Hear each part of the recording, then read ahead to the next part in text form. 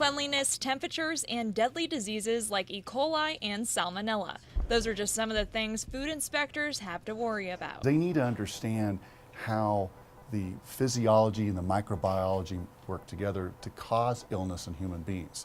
How do we prevent that? Bottom line, these inspectors need to be smart. They need to have a bachelor's degree, usually in science, and they must complete a 3-month standardization process. So there's a lot of science that goes in. It's fun to understand the food, and that's where we really work with our staff to work with the owners. When an inspector is out on a job, their goal is to never shut a restaurant down or to find a critical violation. But when it does happen, they educate the owner and give them 7 to 9 business days to fix the issue. Then they go out for another inspection.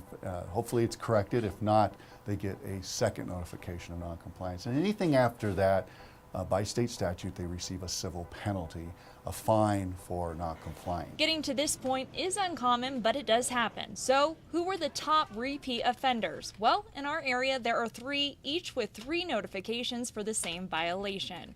It's a Grind Coffee House failed multiple times to keep their food below 41 degrees.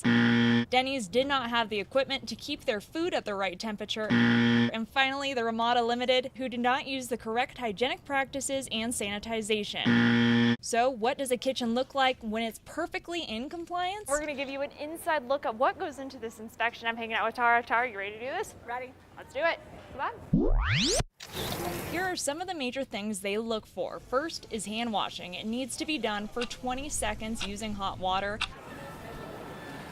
Then the focus goes to the food itself. Everything that's meant to be cold, potentially hazardous food, have to be at 41 degrees or less, and then hot hold temperatures have to be 135 degrees. Another thing restaurants must have is a sick policy. No one with an illness is allowed to work, especially if they have a fever. And last but not least, make sure that everyone's wearing like gloves or using tongs or deli tissue with ready-to-eat foods. The goal is to have no violations, but with education, many things can be fixed on the spot. We want everyone to be successful. We don't want to have to come back and do a follow-up. If we can get our point across there and say the reasons why, you want to correct this item, people usually follow through.